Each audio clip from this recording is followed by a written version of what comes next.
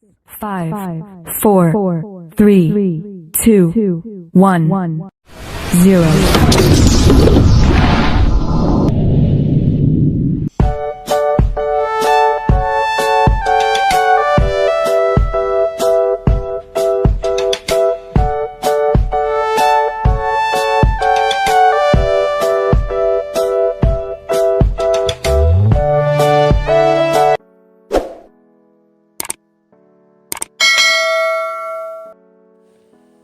Halo semuanya, Assalamualaikum warahmatullahi wabarakatuh.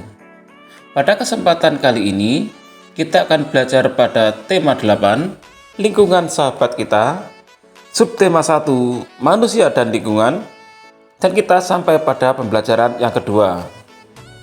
Anak-anak sekalian, sebelum kita mulai pembelajaran kita, jangan lupa untuk berdoa terlebih dahulu. Hari itu, Siti dan teman-temannya mempelajari lagu. Lagu itu berjudul Air Terjun ciptaan A.T. Mahmud. Inilah lagu yang dipelajari Siti dan teman-temannya. Anak-anak sekalian, sekarang telah pelajari lagu Air Terjun hingga kamu dapat menyanyikannya dengan baik dan benar. Kemudian nyanyikan bersama teman-temanmu. Jika perlu, gunakan alat musik yang ada di sekitarmu untuk mengiringi lagu tersebut. Perhatikan keselarasan suara jika kamu menggunakan alat musik. Anak-anak sekalian, lagu yang kamu pelajari bercerita tentang air. Air sangat penting bagi kehidupan di bumi. Manusia selalu membutuhkan air untuk kehidupan sehari-hari. Kegunaan air antara lain untuk keperluan rumah tangga, pertanian, industri, dan untuk pembangkit listrik. Begitu besar kebutuhan manusia terhadap air, kita bersyukur air senantiasa tersedia di bumi. Oleh karena itu, manusia seharusnya bersyukur supaya Tuhan cipta alam. Anak-anak sekalian, tahukah kalian mengapa air selalu tersedia di bumi? Air selalu tersedia di bumi karena air mengalami siklus air. Perhatikan skema proses siklus air berikut ini. Sekarang mari kita pelajari lebih jauh tentang siklus air.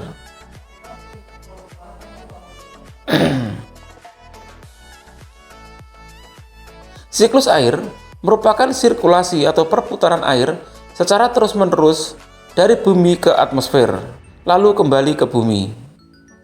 Secara garis besar, siklus air melalui 3 tahapan, yaitu penguapan, pembentukan awan, dan terjadinya hujan.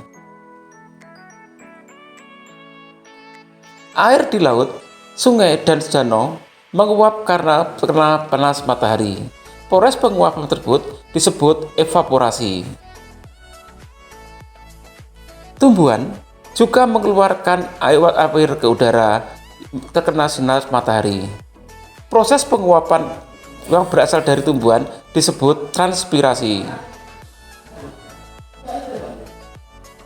Uap air dari permukaan bumi akan naik dan berkumpul di udara.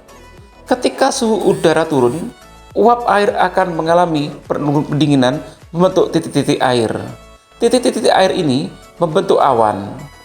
Proses ini disebut kondensasi. Lalu angin membawa tekanan awan ke daratan atau dataran tinggi. Titik-titik air di awan selanjutnya akan turun ke bumi. Proses tersebut disebut presipitasi.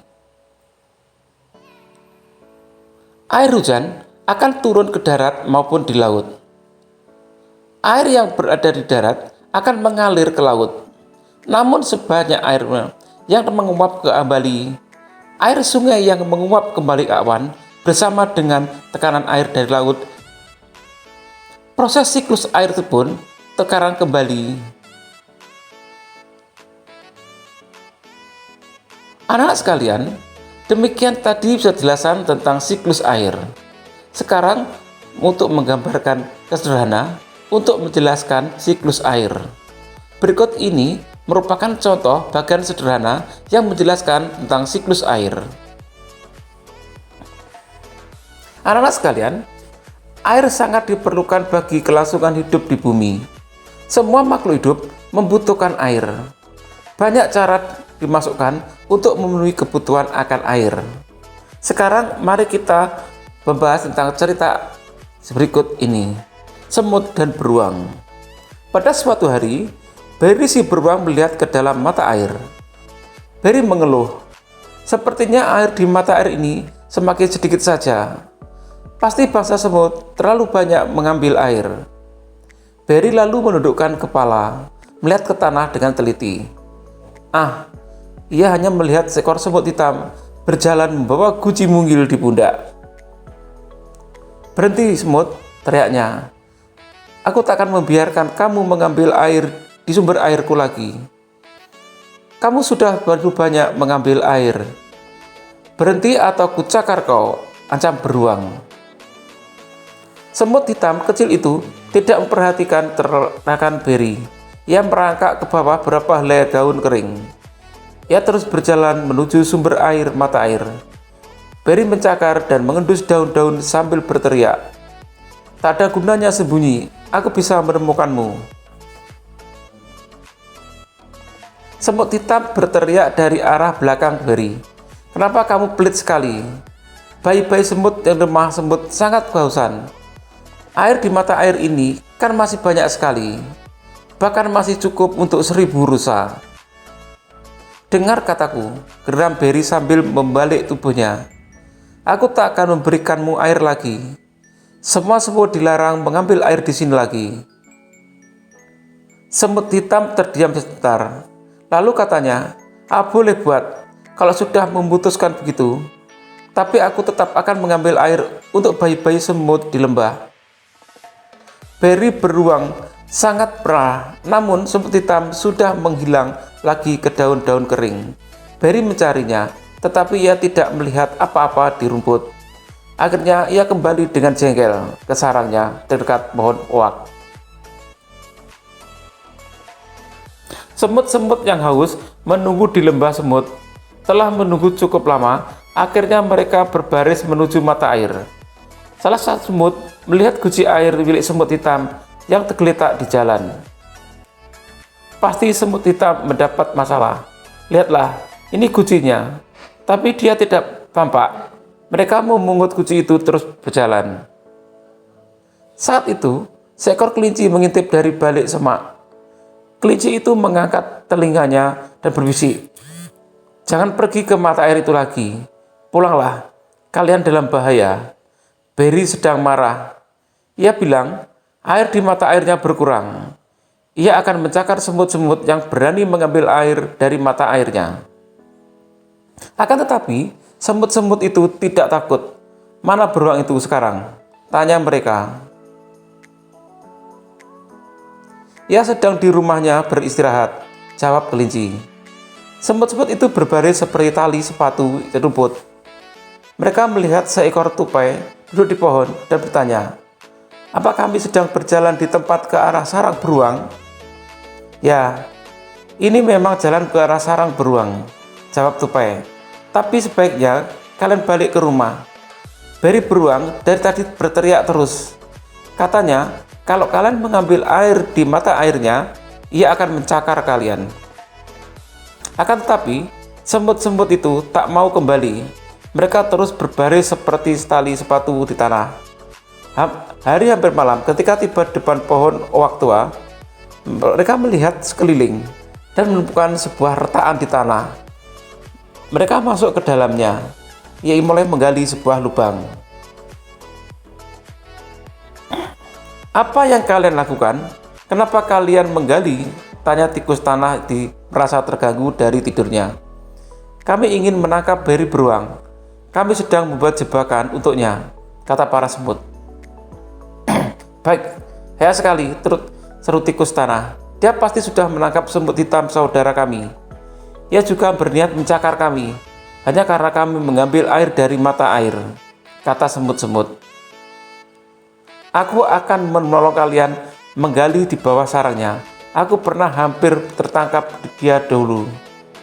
Seharian itu, para semut dan tikus tanah menggali lubang di bawah sarang Barry. Mereka terus menggali selama 10 hari. Beri beruang sama sekali tidak curiga. Suatu malam di hari ke-10, Beri beruang kembali ke sarangnya dengan sangat hati gembira. Ia berhenti depan rumahnya di pohon oak dan berkata pada dirinya, "Aku sudah makan dan minum sampai kenyang. Satu-satunya yang bikin aku jengkel adalah semut-semut itu. Mereka masih berani mengambil air dari mata airku. Besok akan aku hancurkan lembah semut itu.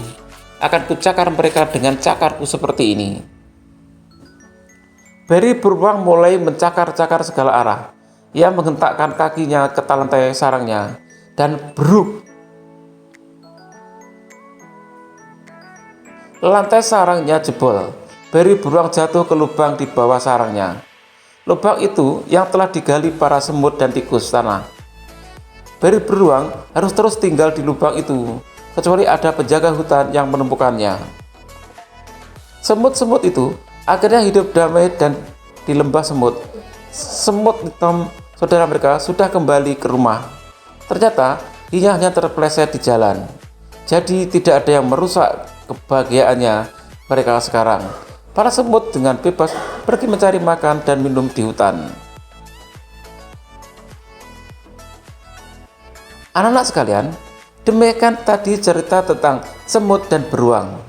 Sekarang jelaskan peristiwa yang terjadi pada kalian dengan bahasa kamu sendiri. Tulislah dalam bentuk bahasa kamu dengan bahasa yang benar. Perhatikan menggunakan bahan baku kata-katanya. Penggunaan tanda baca yang betul. Demikian tadi anak-anak sekalian pembelajaran kita pada tema 8, subtema 1 dan pembelajaran kedua. Untuk menguji pemahamanmu, kamu dapat lebih mengerjakan pelatihan soal yang terdapat pada deskripsi video ini. Sampai ketemu pada video pembelajaran berikutnya. Tetap semangat dan sampai jumpa.